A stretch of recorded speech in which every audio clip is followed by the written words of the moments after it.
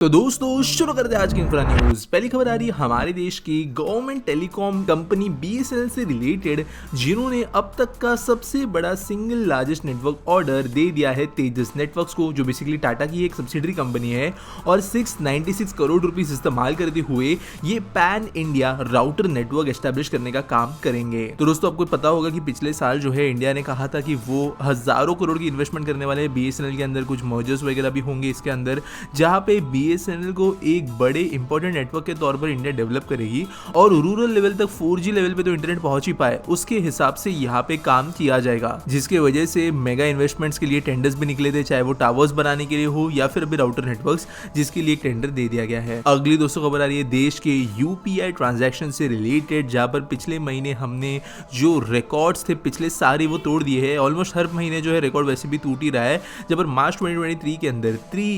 जहां पर मार्च 2023 के अंदर हमें वॉल्यूम के हिसाब से देखने के लिए मिले 8685.30 मिलियन ट्रांजैक्शंस, जबकि वैल्यू की बात करें तो 14,10,400 करोड़ से भी ज्यादा के ट्रांजैक्शंस हमें देखने के लिए मिले। तो ये हमें ना सिर्फ इंडिया के लिए एक बड़ी बात बनाता है, लेकिन अभी हम ग्लोबली वैसे भी टॉप पर है कई महीनों से, और पूरी दुनिया के अंदर की सबसे ज्यादा डिजिटल ट्रांजैक्शंस आज इंडिया में हो रहे हैं। अगली दोस्तों जो खबर आ रही है वो है हमारे सेंट्रल गवर्नमेंट के लिए आए हुए एक नए इलेक्ट्रिक व्हीकल इनिशिएटिव से रिलेटेड, जहां पर 800 करोड़ रुपए सैंक्शन किए गए हैं FAME two scheme to India के अंतर्गत, जहां पर 7000 पब्लिक ईवी चार्जिंग स्टेशंस लगाने का काम गवर्नमेंट करेगी। यहाँ पर मेजरली जो फेज 2 के अंतर्गत स्टेशन होंगे उसके अंदर 432 पब्लिक फास्ट चार्जिंग स्टेशन होंगे, बाकी दूसरे तरीके की स्टेशन होंगे। यहाँ पर पार्टनरशिप भी किए जाएंगे कुछ ऑयल मार्केटिंग कंपनीज, जो भारत पेट्रोलियम, हिंदुस्तान पेट्रोलियम, इन कंपनीज के साथ में, और अकॉर्डिंगली धीरे धीरे जो है एडॉप्शन, क्योंकि इलेक्ट्रिक व्हीकल्स का बढ़ रहा है, तो ये चार्जिंग स्टेशन की संख्या बढ़ाने भी मदद करेंगे। अगली दोस्तों खबर आ रही है महाराष्ट्र से, स्पेसिफिकली बात करें तो मुंबई के लोकल ट्रेन नेटवर्क से,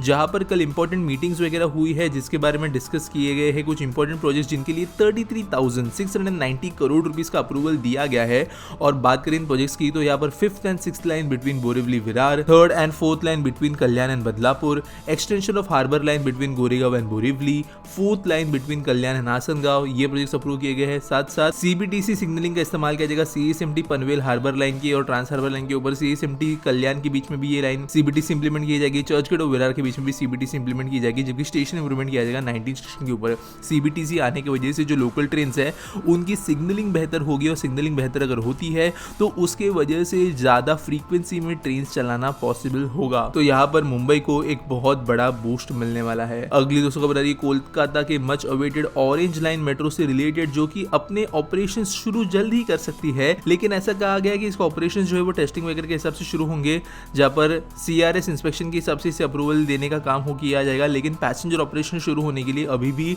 टाइम लगेगा, क्योंकि रेलवे बोर्ड के परमिशन की भी जरूरत पड़ने वाली है। अगली दोस्तों खबर आ रही है दिल्ली को ज्यादा वॉकेबल बनाने से रिलेटेड, जहां पर भैरव मार्ग मथुरा रोड जो स्ट्रेच यहाँ पर है, इसको रीडेवलप किया जाने वाला है डिफरेंटली एबल्ड एल्डरली इन लोगों के हिसाब से, रेफ्यूज स्पेस, रोड डिजाइन जो है वो पेडेस्ट्रियन फ्रेंडली और वॉकेबिलिटी प्लान के अंतर्गत यहाँ पे चीजें की जाएगी। जो डीडीए डेवलपमेंट अथॉरिटी है उन्होंने ये प्लान सामने प्रेजेंट किया है, और इसके अलावा दोस्तों कुछ और एरिया जो है दिल्ली के, वहां पर भी मे बी फ्यूचर में ऐसे फैसिलिटीज को लगाया जा सकेगा। आज के आस्क पीटी सवाल के बारे में बात करें तो लोहित साही पूछते हैं, is there any hyperloop project announced in India, is hyperloop feasible and the new mode of advance travel technology in 21st century. तो देखो यार, हाइपरलूप इंडिया में अनाउंस तो किया गया था महाराष्ट्र में, जो उसे एक पब्लिक इंफ्रा प्रोजेक्ट भी डिक्लेयर कर दिया गया था मुंबई पुणे के बीच, लेकिन पिछले साल जब गवर्नमेंट चेंज हुई थी तो उसके बाद में उसको कैंसिल किया गया था। लेकिन दोस्तों देखो, हाइपरलूप फ्यूचर ऑफ टेक्नोलॉजी हम बोल नहीं सकते, हाइपरलूप जस्ट कई सारे जो एक्सपेरिमेंट्स हुए हैं उसके अंदर का ये एक भाग है। स्टार्टिंग में जब ये बहुत ज्यादा हाइप पे था तो उसके टाइम पे इसके बारे में बहुत ज्यादा एक्सपेक्टेशंस रखी गई थी, लेकिन जैसे जैसे एक्चुअली टेक्नोलॉजी डेवलप हो रही है